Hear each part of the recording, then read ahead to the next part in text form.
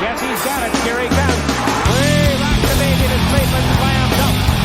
And the doctor made a sensational play. Hunter in front, the front, and they score! And Giroux's got it. Weston fires. Weston goes! Birdie back again. He's got to be hit and goes forward. And he fumbles the football and the Eagles have it. We welcome you to the Philly Sports Hour, the first one of April. The Phils are underway. Sixers and Flyers fighting for a playoff spot. The Eagles had an interesting week, so we're going to talk about it. This week, we are joined by the great WIP, Jack Fritz. Jack, how are we? Well, thank God they won last night because the Phillies had lost to Patrick Corbin. I don't know if I'd be doing this podcast today. It would have been sleeping in. It would have been having a 5 o'clock shadow, all that good stuff. So, thankfully they won last night. But overall, I'm good and happy to be here. Good.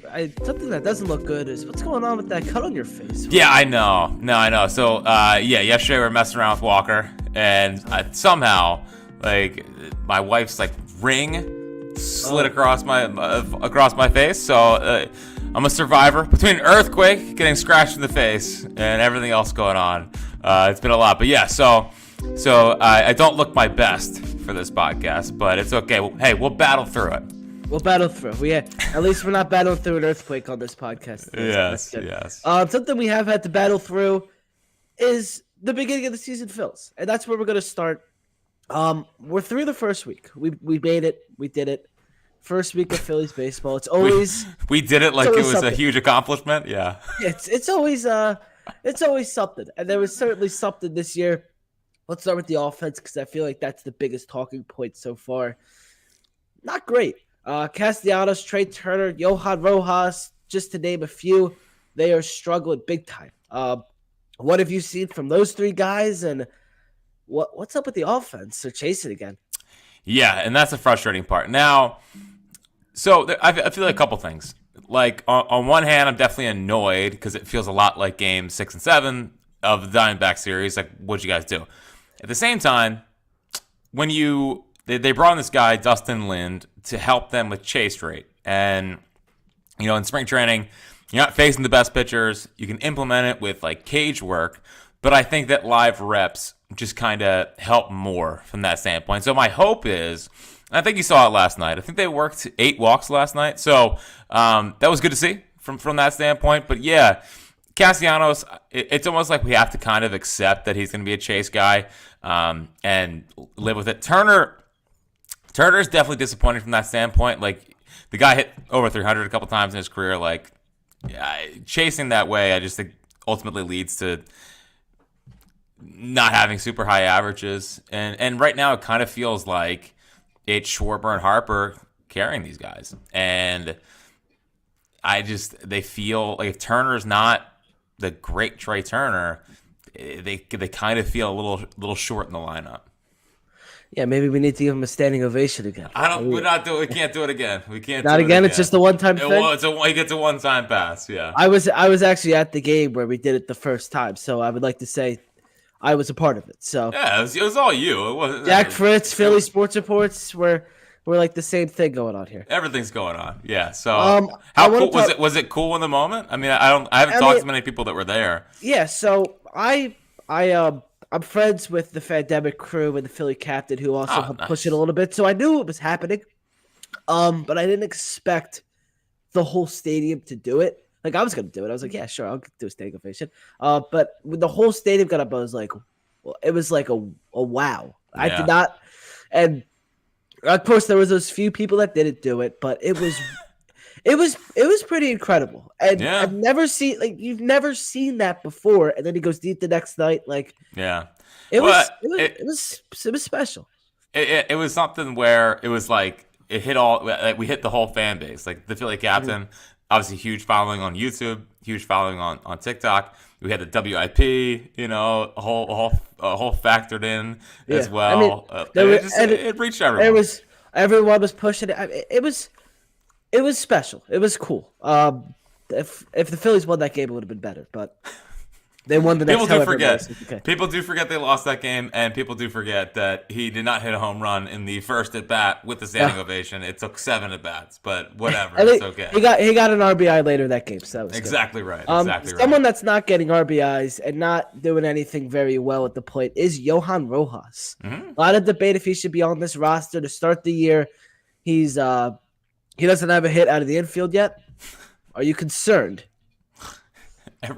Yeah. I mean, it's kind of hard not to be. I guess my thing is, it's really, and I know that they've said this a lot. Listen, if the 1 through 8 hit, like Johan Rojas doesn't totally matter, but at the same time, I mean, there has been times where he's come up, and it's like we could use a really good hitter here. So I just. I feel a couple things. Like I want to give him time. I don't want to crap all over him because the defense is really good, and I hope he's a good player. So I'm okay if they give it like a month and a half.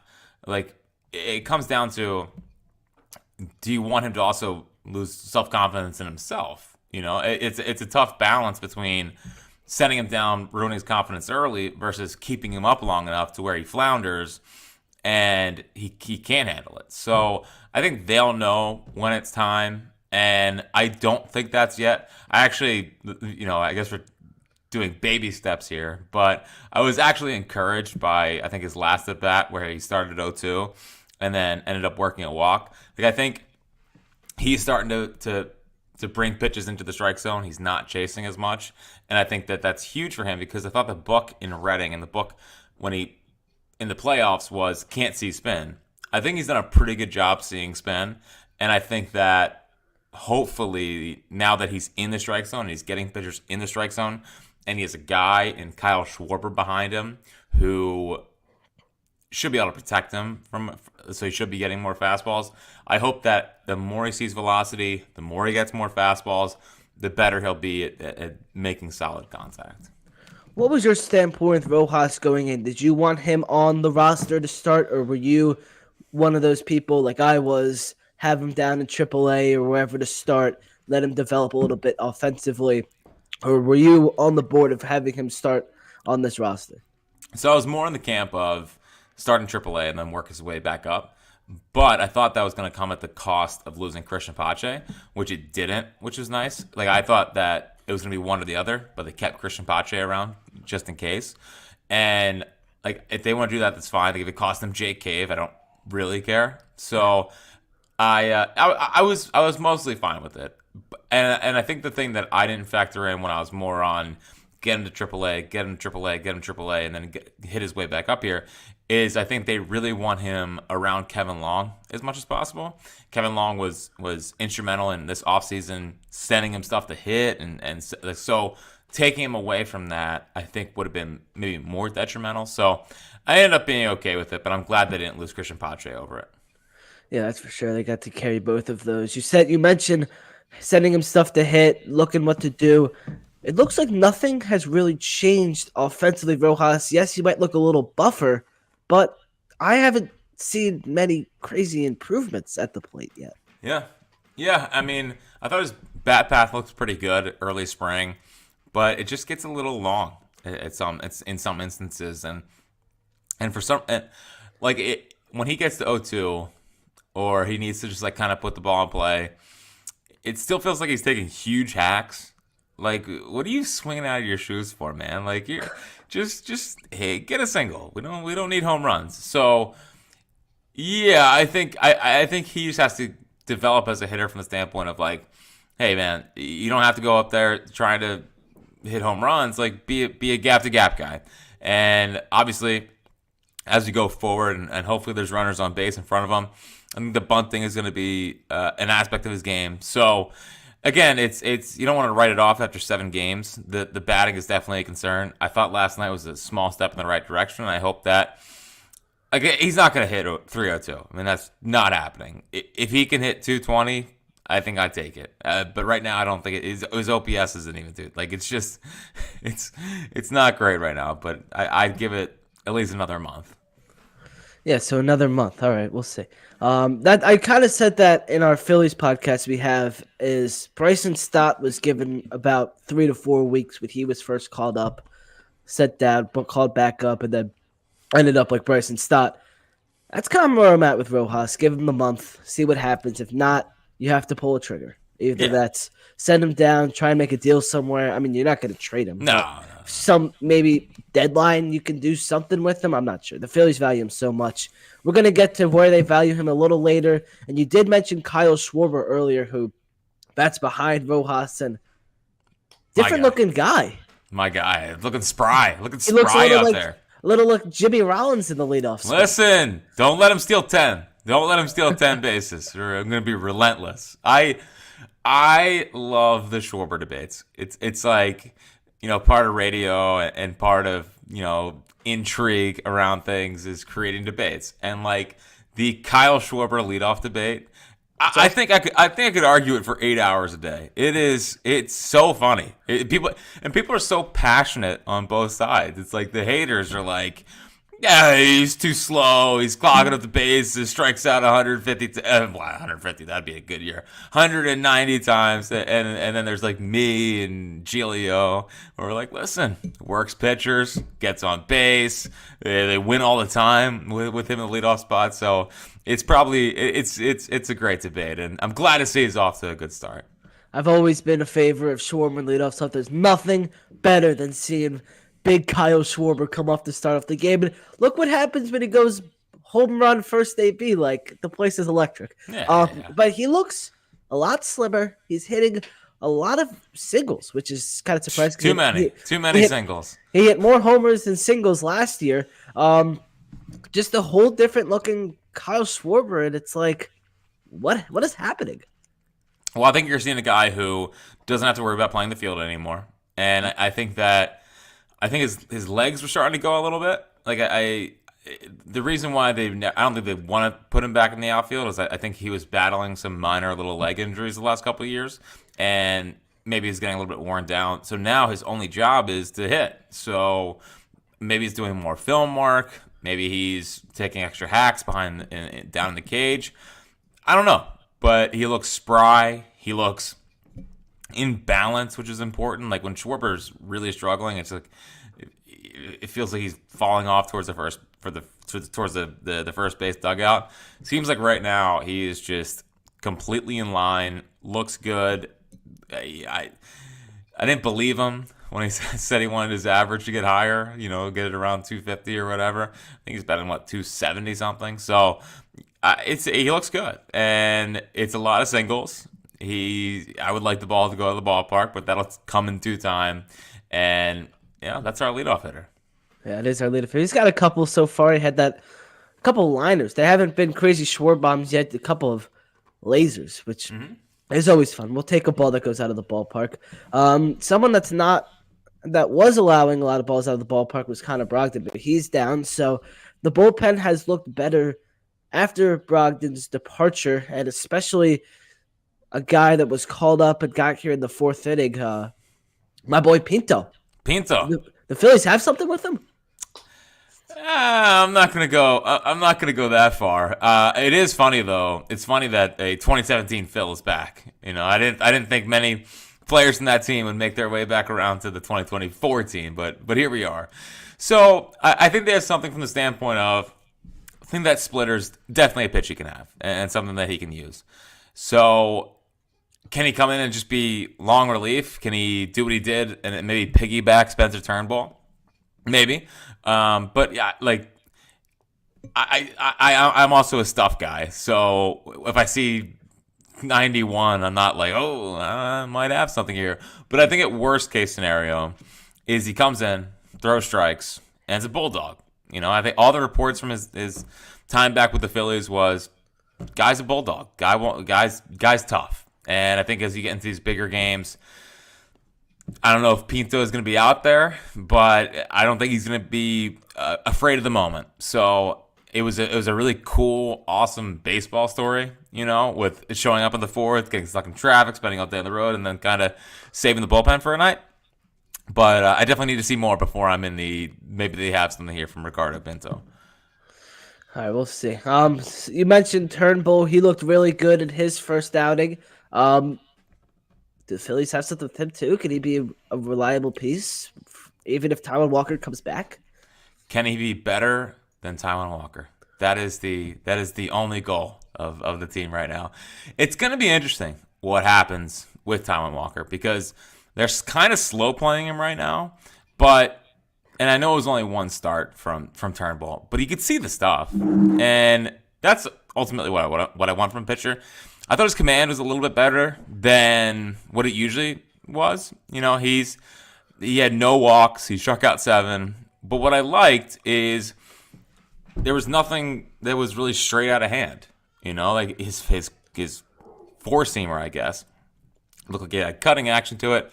He had a 2-seamer off of it. He had a curveball, you know, that looked pretty good. Obviously, the slider sweeper thing, all the super analytically driven guys like on pitching Twitter were raving about the sweeper, which was good because I want those guys to rave about the guy's sweeper, and I thought his changeup had some good stuff. So I'm definitely encouraged. I can't wait to see what he does next. It was one start against the Reds, but I think we all saw that at least there's some stuff there. And again, before Tommy John, he was always viewed as a breakout guy. Now, he's not back up to 97 like he was. Before Tommy John, he's more 93. But he also might have learned how to pitch. So, I hope he's good. I hope that he can continue to do the thing because I think Taiwan Walker's arm just might be done. He might just not have anything left. And it's annoying because he's got 3 years and $54 million left. But he's 88 to 92. I don't see it. Yeah, I was a Turnbull fan when they first made the signing. I thought it was a cheap deal that they could capitalize on, especially if he returns to his pre-Tommy John surgery, and he looks like it so far. So I'm happy to see what I've saw from Turnbull. Zach Wheeler's been good in his first 2. Aaron Nola was bad in his first, but looked much better last night. Ranger Suarez, who goes today at 4 o'clock in Washington, he looked good on Sunday as well. What do you see from the top 3 guys in the rotation through their first couple starts?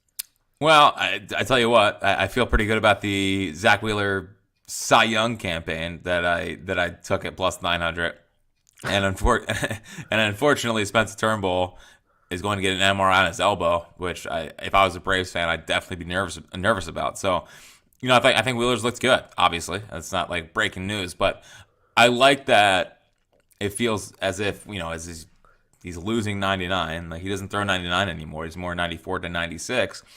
He's kind of learning how to pitch more. So he adds the splitter. I think that's for longevity's sake. So yeah, he has the splitter. I thought last year like he didn't have the sweeper all year. Like it felt like his secondaries were just his fastball is so good and so hard to square up that it almost made everything. It just ended up working out for him. So now I feel like he's getting that sweeper over more and more, and I think he's eyeing the Cy Young. Like I think he really cares about it. He said in the spring that this splitter is to get me a Cy Young. So I think he looks good. Nola against a better team last night. I'm not sure how that goes. I know he threw 5 2/3 shutout, but he walked 3, which is kind of uncharacteristic of him. There's some bad base running by the Nationals to where I don't know, again, with a better team, better offense, how that goes. I also felt like he was unlucky in the first start against the Braves, so maybe this is more baseball evening itself out. I thought there was some soft contact against the Braves, and yeah, he didn't make pitches, and it kind of avalanched on him or snowballed on him like it did at times last year. But I thought last night was more of a step in the right direction. Found his command late, but he's also not a cold weather guy, so you kind of deal with it. And then Ranger, I've been bullish on Ranger all offseason. It feels like nationally he doesn't get the respect that we put on Ranger, and I think that's because regular season wise, like he just hasn't had that kind of moment or had that kind of sustained run as a starter, and then he turns into a postseason star. So we love Ranger because of the postseason, but I think nationally he's not viewed as one of the guys because of his regular season just being okay. So I thought first start was really good. I'm surprised that Albie's ball got out. I thought that was off the end of the bat, and I didn't think it was a home run, but it got out. And then after that, he was fine. He allowed 1 run after that, and looked like Ranger. So JT, I know, talked in spring. He said Ranger was his pick, I guess, of guys that were going to break out because the command seemed like it was back. So, yeah, definitely bullish on Ranger. I can't wait to see what he does today. Yeah, Ranger Suarez, the greatest postseason pitcher ever. Him and Wheeler, man. Him and Wheeler. If you look at it, they're like Hall of Fame postseason guy. Like, it's absurd. People don't look at it enough. It's good. Junior Marte is back on this roster. He had a 0 ERA in spring, and he still looks really good. Is Junior Marte back? Back's a funny term. I do appreciate the idea that he ever was, kind of something, because I was a big Marte guy last year, and he burned me, and I jumped ship. But might be time to jump back in. He looks good, and I'm still not at the point. I know he came in.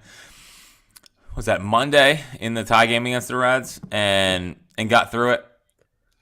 Oh man, sorry. Shane Bieber's getting a UCL surgery. I was going to bring that up a little bit. So man, I was just putting together my trade deadline for him. Yeah, you can cross that off your yearly trade deadline. Like he's on the Phillies' radar for the past 5 years, so you can cross that one off. But damn it. All right, next year. But yeah, I don't know if I trust him in, like, let's say it's the 7th, 8th inning, they're up by 1 for him to hold the lead just yet. But he's kind of on the Jeff Hoffman path of last year where if he keeps pitching well, he's going to keep finding himself in those kind of spots. So I think the big thing for him now is he's throwing his fastball more. He's throwing it for strikes. His slider's just not a good pitch. Like, it kind of just flattens out on him. But that's only because that's how his arm slot works. Like, his arm, he can't get around it to kind of create the spin, I don't think, to actually have a good slider. So if I'm Junior Marte, he should be that 96 to 98 two-seam kind of action. And then I think he should find whether it's a splitter, and I think he is throwing a splitter, which is fun, or a changeup, like something that has the same, it stays in the same plane, but it's just softer and dies off at the end. Like, I think that's a better path than a slider that can flatten out on him. But regardless, I think I liked him a lot last year in spring, and his stuff's obviously there. I just not at the point of trusting him yet, but when you look at the right-handed options they have in the bullpen right now, I mean, Hoffman's locked down. I thought Seranthony looked really good last night, but he's still a question mark. And then after that, who you got? It's Marte. It was Brogdon. It should never be Brogdon. Nick Nelson's kind of the long man right now.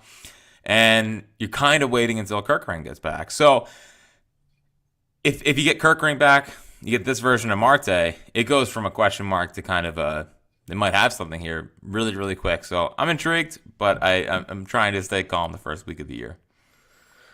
I agree with that. Something that is an issue, that's not the pitching, but first of all, before we get to that, just want to bring it up. I looked up, when I was looking up pictures for the graphic, this was the first thing that came up. If the Phillies have a problem on the pitching staff, might need to give you a call. Yeah. Well, I'm sure that ball got launched because that's what I think that's my freshman year against Clarion, but I don't know. It was I loved Bloomsburg. I loved playing baseball. It's just it didn't work out for me. I was like the Adam Eaton of Bloomsburg, where Adam Eaton of Bloomsburg. I was a high priced free agent pickup, had the most scholarship money on the team, and I think my arm was cooked. I think it was cooked on arrival. So I miss playing baseball. I miss pitching, but yeah, they definitely don't need me. It would not go well. Yeah, it's funny because the photos of me on Google, I feel like, are not the most flattering. Like even the one you chose of me, which is it's a fine photo. If you had chosen the one of me in the Union jersey, I wouldn't have come on. Like I saw that one. I was like, I can't do it like that. I can't. Yeah, I would have said no. I would have said I'm absolutely never again. I need that photo erased from the internet. It's horrible. Yeah, it's a bad one.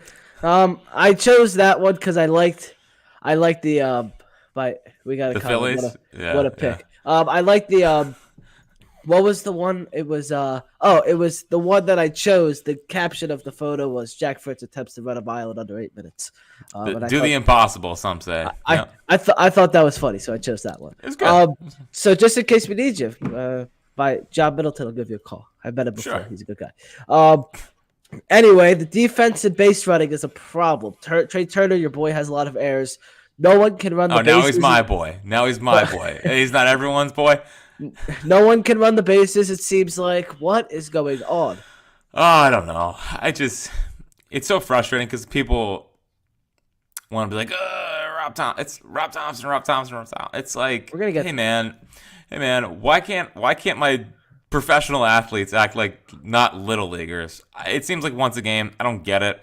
I think a couple things. I think they're over aggressive sometimes for no reason. I mean, Bryce is the king of that, but it's funny because Bryce hasn't actually gotten thrown out yet. So I think they are pushing in spring. I think they're trying to steal more bases because they've guys that can do it. I mean, Turner should be a 40 steal guy. Stotty 30, JT 20. Harper could even steal 20 probably if he wanted. Like they've got some speed. Obviously, Johan Rojas, if he ever finds his way onto first base, he could steal some bases. Kyle Schwarber, mix in like a 10 piece this year, well, maybe. But a lot of it's just attention to detail. The funny part is that they've done this the last couple of years, where it's like, what the hell are they doing on the base pass? First month of the season, everyone freaks out. Usually by July, it's cleaned up. Mostly, and it hasn't really killed them in the postseason. Like it's not something that like has plagued them in those things. So I think they just are coming out trying to make an impression, and it's annoying. It's not complimentary baseball, but it is what it is. Defensively, I mean, besides Trey, everyone else is pretty good. I think Bohm is just solid at third. Stott's a stud at second. Bryce, he hasn't had many picking opportunities, but like, if the ball's in front of him, he can go get it. Made a good throw last night, which was good to see. Castellanos can stand in right field, although I guess he's worried about the wall or the. We're gonna get to that in a second. Yeah, what are we doing? Johan's a stud. Pache's a stud. Marsh is a stud. Merrifield hasn't gotten many opportunities. He looks fine in the infield, but I haven't seen him much in the outfield. So it's really just Turner, and I'm curious to see what they do there. But I don't think it's reached like dire standards yet, but it's definitely something to think about long term. What they want is long term position to be.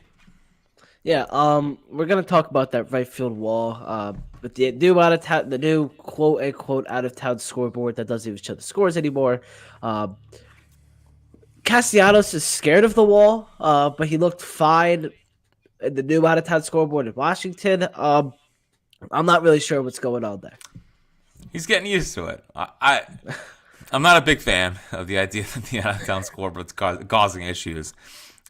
I hope that, I mean, you would think, right? If it's something that's bothering you or something that is affecting your defense, like you don't want to get to the wall, maybe let's do some extra time on the field before the game and get some reps out there. But yeah, I would hope this doesn't come up again, because I don't think this is something the fan base is going to really handle very well. I think about Bobby Abreu, who is a borderline Hall of Fame player, who is mocked in this town for not wanting to get dirty and run into the wall. So in the best interest, and Rob Thompson, you don't need to bring it up either. I don't think Nick's going to bring it up, because Nick did not bring it up. This was a Rob Thompson thing. Let's just bury the story that he's afraid of the wall, and I think we'll all be better off. I mean, he has to be like Aaron Rowan and break his nose running into the wall. Yeah, one of us. That was a all-time play. Rob Thompson, second year as the full-time manager. It's another slow start, bad defense. The hitting isn't there. Second straight year. Questions going around. Is Thompson's camp too soft? What needs to be changed? What do you think? They gotta put the pads on. Need some Oklahoma drills, and the more two-a-days. And these guys need to grind. It's weird. They might just be a team that starts slow. It was interesting. I was looking up the 07 Phils this morning for something I'm writing. That's the most Jack Fritz thing I've ever heard. It was at 7:30 this morning. I was looking up some 07 Phils research. They started that year 3-10. So they started the year 3-10 after Jimmy Rollins comes out and says, "We're the team to beat."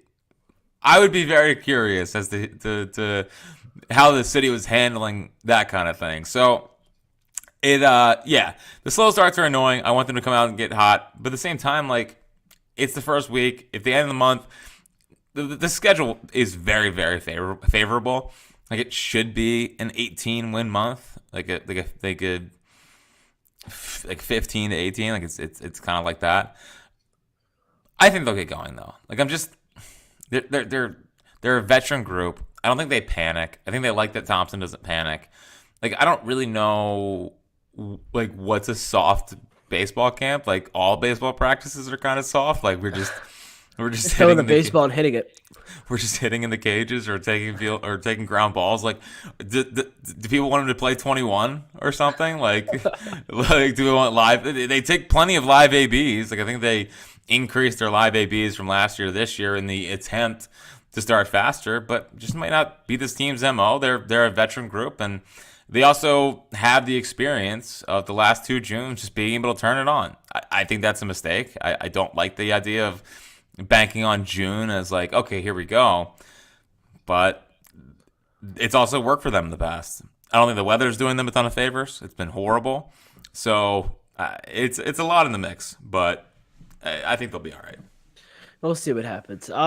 Something started by your station, and the show before you, I think it was, is the Rhys Hoskins debate. Did the Phillies make a mistake by not re-signing Rhys Hoskins after his hot start in Milwaukee, which is awesome, by the way. Like the whole Mets thing, that was the greatest thing I've ever seen from anybody ever. Phillies make a mistake not re-signing him? I don't think so. I don't know where he's gonna play. Like you play him at first base, which people were outraged by. They didn't want him to play first base. You want Harper back and right, and then I guess you want Castellanos in left and Marsh in center. You know, so you'd be obviously Rojas would not be a part of the lineup. So I think that, and we do this here better than most. I feel like where one of our guys leaves and he does some things and people are like, oh, yeah, bring him back. He was always a streaky player. He was a very frustrating and polarizing player here, which I feel like people don't remember for some reason. I love Rhys. I wish they would have found a way to keep him. In a perfect world, probably. Like if, but at the same time, I didn't really want him playing first base anymore, especially coming off the injury. I want Harper there because I think it's gonna be his long-term thing. So if I missed out on 2 years of Rhys Hoskins to get Harper acclimated to first base, kind of is what it is. They don't have a DH right now because Schwarber's there, and Schwarber's fine. He has 2 years left on his contract. Like I don't know where you're not going to move off him for that. So I love Rhys. Wish him nothing but the best. I can't wait to hopefully be there June 3rd for his return because I think he deserves a huge ovation, and I love the guy. I'm not having revisionist history about Rhys. I actually think that the defense stuff does matter. The more you go through a season, and having, Castellanos and Marsh in left center. Like Marsh is a plus left fielder. Center field, leaves a little bit to be desired. So defense, I think, does matter.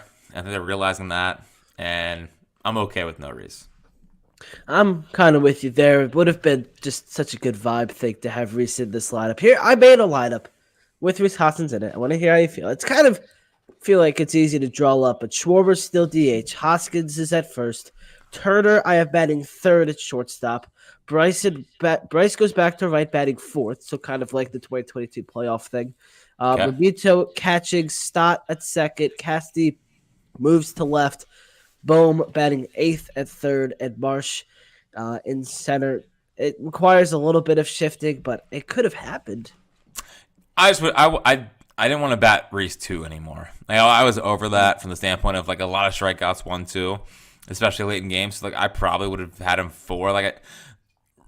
My big issue with the team right now is I don't know who's protecting him. Like I think JT is a good hitter, but I would like someone that I guess is more of a power guy behind him that I trust to bring runs in.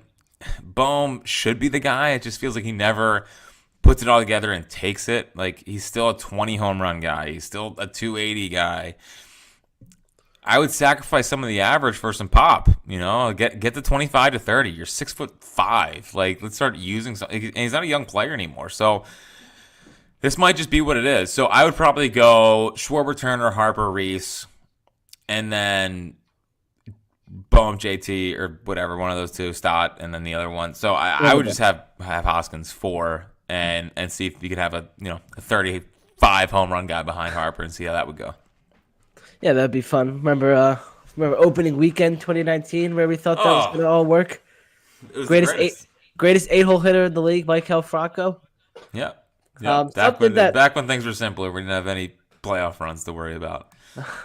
We thought we were gonna have a playoff run. We did. That year. Yes. So the City Connects came out yesterday. You were down. Good show yesterday, by the way. I was listening to especially with John Kruk was all talking about the child him and Tom McCarthy are having. Yeah.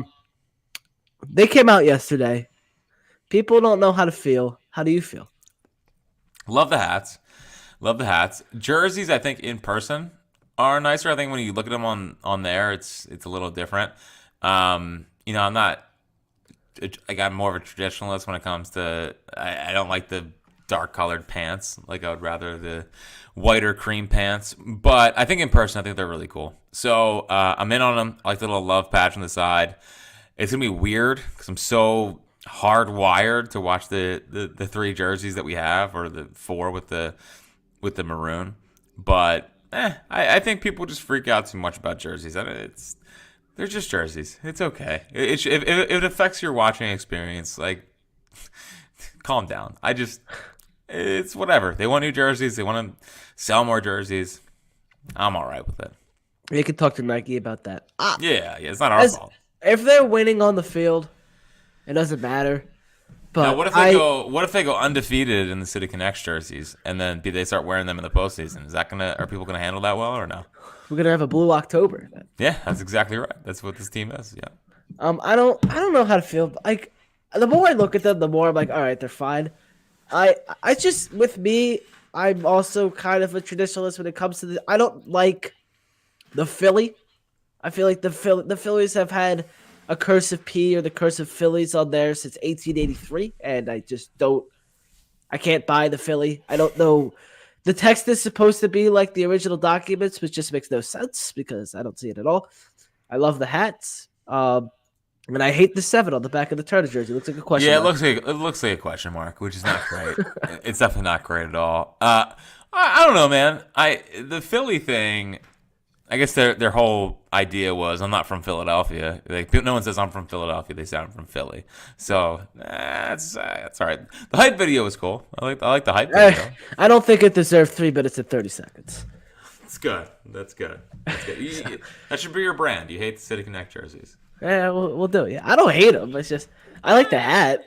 It sounds like you hate them. If I had to guess, they're okay. I also another thing. Gradients don't work on anything except sides PowerPoints. Okay.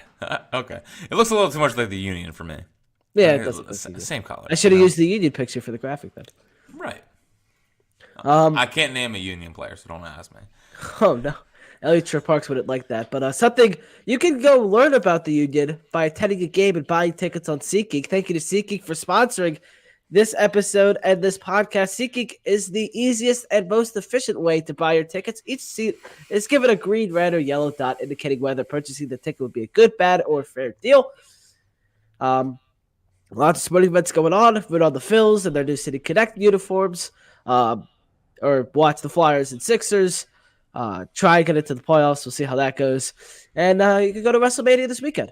Tickets are probably still available. You can save $20 off of those super expensive tickets with SeatGeek and our code Philly Sports Report. Again, PHILLYSPORTSREPORT for $20 off your first SeatGeek order. Click the link in the description or the bio to save. We're gonna switch gears away from the Phillies and look at the Eagles, who I didn't talk about this last time on my show, but they did drop a bomb during opening day, which was Howie Roseman. Do you not know what's going on? Well, he knew exactly what was going on. Yes. They traded Hassan Reddick to the Jets for a conditional third rounder in 2026. Both teams basically swap Bryce Huff and Hassan Reddick. What are your thoughts on the trade, and are the Eagles better or worse after it? Worse. I mean, definitely worse. I don't know why he's not here, frankly. Like, I don't really buy the locker room stuff. I would have brought him back on the 1-year deal and made him kind of play on it or have him play on it. especially because it's not like he got traded and bang, here comes a huge contract along with it. He got traded and he said, I'm going to play as hard as I can on that 1 year, which is the right thing to say. But still, like I don't buy the reports that he's going to get $25 to $28 million a year. If that was the case, I think there would have been more of a trade market for him. I think he's probably in the $20 million range. And if I'm the Eagles and it comes down to Bryce Huff or Hassan Reddick, you didn't really have to choose. You could have both of them. And I just think that the best version of the Eagles the last couple of years, specifically their 2 Super Bowl runs, is waves and waves of pass rushers. So 17, they had a bunch of guys. 2022, they had the 70-some sacks. Like, they could get after the quarterback. And as we sit here on April 6th, like, I just don't trust that Bryce Huff, Josh Sweat, 14th year, 15th year, Brandon Graham, and Nolan Smith is going to be enough to consistently get to the quarterback. If you had Hassan Reddick still here, having Huff come in, do what he did last year as a Jet would be great. Or let's start on the other side instead of Sweat, whatever. But having the depth to kind of continuously get after the quarterback matters, and it matters to this team. So it felt so on Eagles, the whole thing. The whole thing felt like not a very Eagles, but the offseason hasn't felt very Eagles. I mean, Saquon Barkley's an Eagle. They're signing a running back for $13 million a year. They never do that. So I don't know. It bothers me he's not here. I think they're worse. And I think if he was here, you could say, okay, this team can go compete for the Super Bowl. But with him not being here, I just think it's harder to see that. Like, I know people will say, okay, well, the draft. First of all, they suck picking in that area. Like, the Marcus Smith, Andre Dillard, Rager, Danny Watkins, like, Barnett was the 14th pick. So, like, they always say, the Eagles, the trenches. I mean, they drafted BG.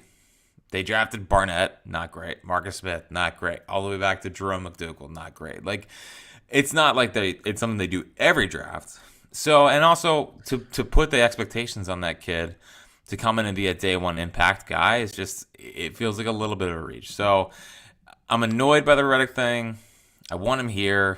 I don't really get I think the rationalization of, like, well, the Jets are going to be bad in a couple years, or it's like, okay, well, what about next year?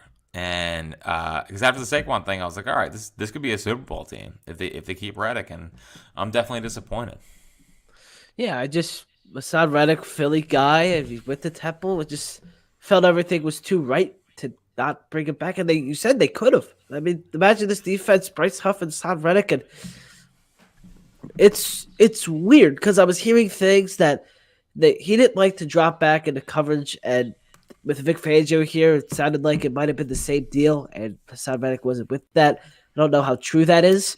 Yeah, but at the same time, like, I just don't buy that because Jonathan Gannon is a Vic Fangio disciple, and Jonathan Gannon with Reddick there got 17 and a half sacks. So, and also, like, yeah, he was dropping back in coverage. It was really one game where he dropped back 7 times, and then he dropped back like once after that. So, I don't know. If Vic Fangio can't make Hassan Reddick work, then they have a problem with Vic Fangio. We're already having problems since April. All right. Some good things. If it was Vic Fangio, and I'm not sure it was. I'm just saying, if it was Vic Fangio, like, what are we doing? Yeah, so we'll see what happens with that. Good things done by the Eagles this week. Vontae Maddox re-signed to a 1-year deal, and Jordan Mailata, the big guy, got a massive 3-year, $66 million extension. 2 good moves by the Eagles this week. Yeah, Maddox is interesting. You know, I hope he can stay healthy because when he's healthy, he's really good. But it's been a huge thing the last couple of years for him. The only bummer about the Maddox thing is that it seems like it takes them out of Justin Simmons, who I wanted them to go after, because now they extended Reed. They brought back CJ, but they labeled him as a corner. So I figured, okay, maybe he'll play the slot and they could still sign Justin Simmons. And Isaiah Rodgers, like, I'm surprised he's not a slot guy. I kind of thought he was a slot guy, but whatever. So, yeah, I mean, I'm fine with Devontae, good Eagle, get all that stuff. And not the price tag that he was last year. Mailata, love Jordan Mailata. Good guy, good tackle. The only thing that I think was interesting about that was Like, why they didn't have to extend Mailata. Like it wasn't even on anyone's radar this offseason. It was like they got to get Dickerson done and Devontae. And it's interesting to me that Devontae didn't sign or isn't signed. And I guess like he doesn't have the incentive to really need to sign. Like he can wait the year and then do it. But getting Mailata done while Devontae is still kind of there is definitely something I'm kind of monitoring. It's definitely something to look at. The draft is coming up, which is crazy how we're in draft month already. Less than 3 weeks. That's absurd. I got to put together some mock drafts. Who should the Eagles be targeting in the first round? Are there any sleepers? I really don't know what's going on with the draft this year. Yeah, it's baseball season. The week of. If I'm the Eagles, I'm not taking the Latu kid from UCLA. Played for Chip. Wanted to be a firefighter. I have a bad experience with the Eagles and firefighters, so I can't draft him. So there's this growing thing of maybe they could draft Xavier Worthy or Brock Bowers. And like, listen, Brock Bowers is a stud, but we're drafting another offensive piece. Like, no. I hope the first 3 picks they just go take the best defensive player they think is there, whether that's Kool-Aid, McKinstry, or Cooper DeJean, who it seems like they like a lot. I don't know really what position he's going to be, but whatever. But just taking if they take a defense tackle, we have a problem. Like they should not draft a defensive tackle, but they won't take a linebacker. We know that. So corner, they won't take a safety. So I mean, corner or edge rusher, I'm perfectly fine with. We'll see what happens. Can't believe we're 3 weeks away, but as you said, it's baseball season. It's also basketball season. Mm-hmm. The Sixers might be back. Embiid returned. He didn't look bad in his first one. Looked good in Miami. Tyrese Maxey, 37 points against Miami in a huge game. That's absurd. Can the Sixers rally behind this? Like, can they go on a run? To the Eastern Conference Finals, yeah. I don't know if I'm feeling a finals run. Although, listen, man, the Celtics have a little bit of fraud to me. There's no one really good in the East besides the Celtics. And the Celtics also have, they've had issues in the fourth quarter. I listen to a good amount of Boston sports radio, and they're always freaking out about Tatum, and they feel like he's unclutch and stuff. So there might be a little fraudulence with the Celtics, but still, Doc's under 500 since becoming the Bucks head coach. What, 6 straight games I see? It's hilarious. Lost to the Raptors. It's good stuff. It's hilarious. So yeah, I mean, I think they have enough to go on a little bit of a run. As long as they get out of the second round, I'm happy. You get out of the second round, you kind of get that monkey off your back from that standpoint. You get to the Eastern Conference Finals, you lose to a 60-plus win Celtics team. I don't think anyone's too upset about it. But yeah, I mean, Embiid comes back, looks pretty healthy.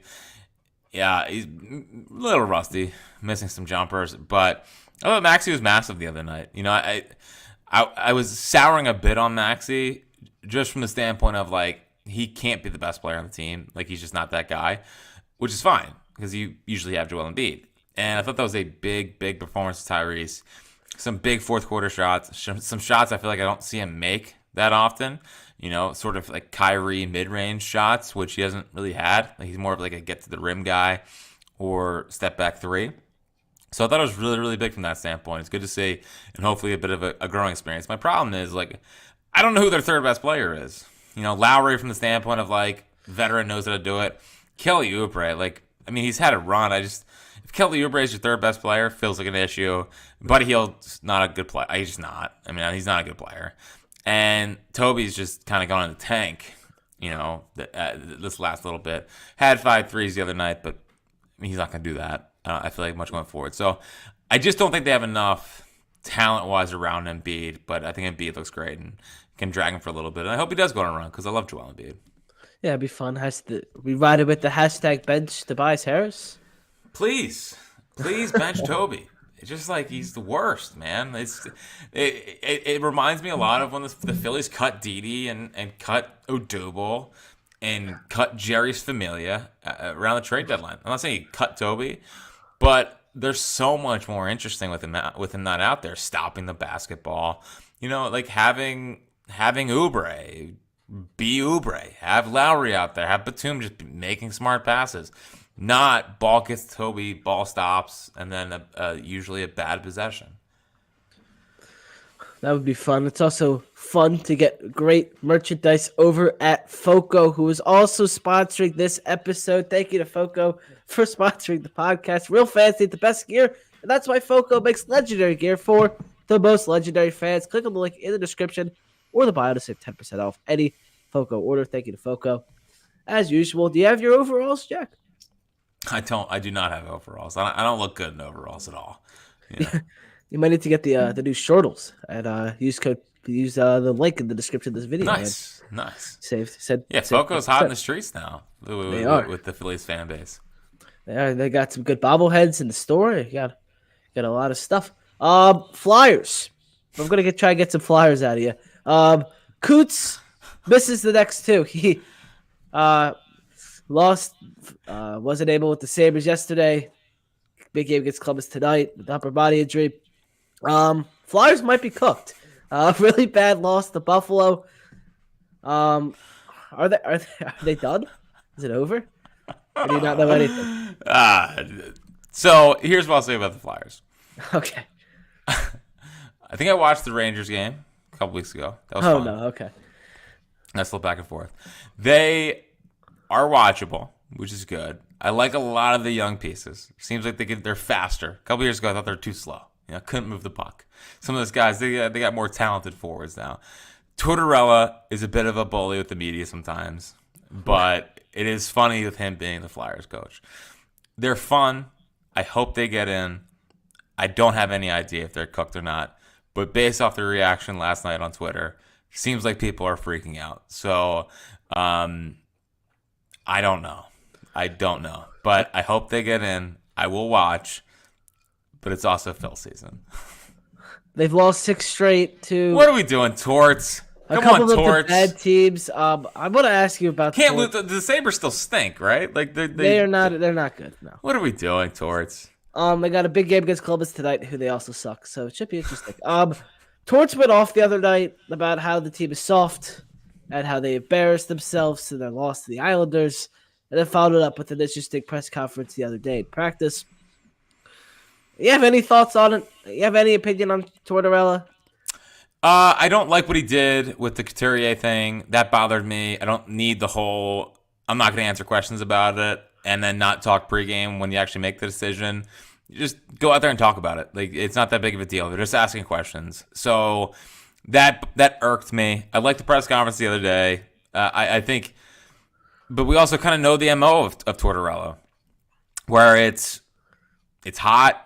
And then, with the young players buy in, and then they get annoyed by him. So can he adjust here? I mean, I think he's good for the team. I think he's fun. He's actually made them talkable in a way because they weren't talkable for a while. And, yeah, he kind of has the Philly MO. The bullying the media stuff, a little bit annoying. They're just asking questions. It's not the hardest job in the world or hardest thing to answer those questions. They seem like they play hard. They seem like they have some young talent. I'm glad they didn't go all in at the deadline because it's not about a run this year. They have some young pieces, and I think the best thing that's happened for the Flyers this year is that people are going to be excited about next year, and I think that people have hope. A couple years ago, people didn't have hope about the Flyers. Like, they had all this stuff going on behind the scenes, and it was just like, what? It's a rudderless ship, and with Keith Jones, Briere, we'll see how long Tortorella kind of lasts here, but I think that he has a lot of power in that organization.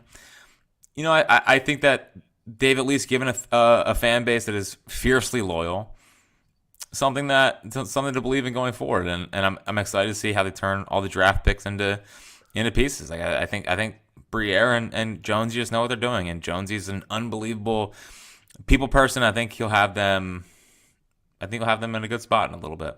Flyers are in a good spot right now. They're having good problems. I know, obviously, not making the playoffs and falling apart's not great, but at least getting there in your year you're not supposed to be good is something to be happy about. Let's get some comments. We got Rockin' with Raul and the Three Amigos in the comments asking, if you like Spencer Turnbull, and will he be in the rotation when Wheeler comes back? I hope so. I'm over the Taiwan Walker thing. I guess they're gonna bring him back, and you have to give him a chance. But I think Turnbull at least gives you some upside. And I thought he was really good that first start. I think he threw 5 pitches.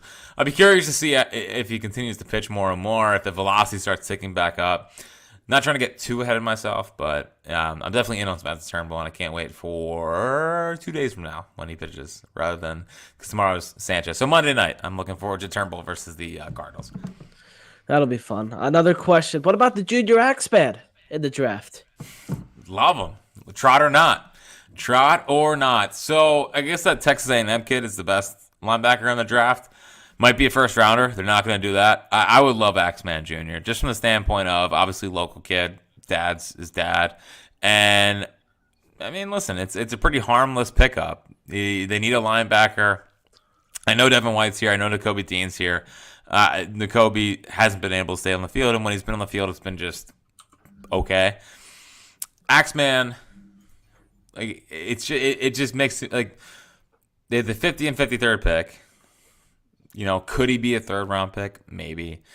I just think that it's something that energizes the fan base. People get excited about. Now, it also would put a lot of pressure on the kid from day one, but no one's gonna crush him. Even Nakobe's not really getting crushed, and he has no ties to here. So it's a win-win for me all around.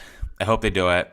I hope he wears 54, and I hope he brings back the celebration.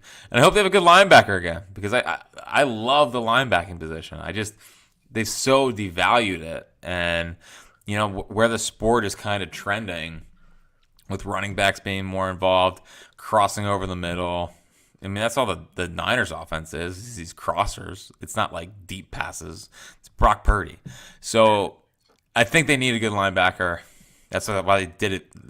They did pay Devin White. So I don't know. I hope they get Axeman. I'd be lying if I was breaking down every Clemson tape, but everything I've seen seems fast, a little small, but his dad has also been basically coaching him how to be a linebacker since he was like 5. So I'll take those instincts. It makes just too much sense. Before we wrap up, I forgot to show this earlier. You might not remember, we have met in person before. Nice. After Game 5 of the NLCS, this is on the Philly Sports Youtube. Young Fritz, where are we going? World Series, baby! Fillmore, let's go! Gosh. I was very excited. The good times. Good times. I was actually thinking about listening to that one today. I forget what we sounded like after Bedlam at the Bank. I assume it was just calm, rational analysis, like we always do. Oh, sure. Yeah. I watched that video because I was able to actually record it. I watched it all the time, but I don't remember. I just don't remember it at all. But you can hear my voice is super high pitch. I don't know what's going on. Super high pitch. Yeah. And then I just come back to normal, just like that. It's good. Like it's good stuff. So that's all I have. It's baseball season. The Eagles draft is coming up. Fritz, where can people find you? Well, you can follow me on Twitter, like the little thing says there. We also have the High Hopes podcast, which is, if you want to watch us do it live, it's on WIP's YouTube, so you can subscribe there. 2 to 6 with Ike and eventually Spike whenever he gets down here. Phillies pre and post.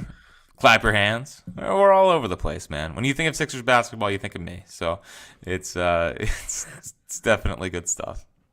Make sure you go check out Jack Fritz. Jack, thank you very much for joining, and I have to plug our own stuff as usual. Yeah, get the plugs in. Get the plugs in, Ben. YouTube, Twitter, Instagram, Facebook, TikTok, Threads. If you missed the live Threads, hold on, man. No Threads, one's on. Is anyone on Threads? We got like 2,000 followers on Threads. Oh, wow, watch out. We're big time on Threads. Hold on, what about TikTok? Are you big on TikTok? Oh, we have a few. We're trying. Right. We're working on it. TikTok seems impossible. I have no idea how people. Some videos get like TikToks. 50,000 views. Some videos get 3. So yeah. All right. Well, listen, it's like shooting fish in a barrel. Yeah, exactly. That's probably not the right term, but it's like fishing. It's like fishing. We'll see. Hopefully maybe this podcast will catch something. We'll see. If you miss the live shows, they're live pretty much every Saturday, 11 to 12. You could go re-listen to them. They're always on YouTube, on all podcast apps. Thank you everybody for watching and listening to the podcast. We'll see you next week. for the next episode of the Philly Sports Hour. Jack, thanks again. See you next week. See ya. It's good jazz music behind us. Yeah, it's good stuff. Night driving's a good stream yard. Swing and a drive, left field. It's deep. It's gone. Yes. And it is gone. Yes. It is bedlam at the bank. One of the doctor. Yes, he's got it. Here he comes. Way rock the baby. His Cleveland slammed up. And the doctor made a sensational play. Harwood struck the front. Did he score?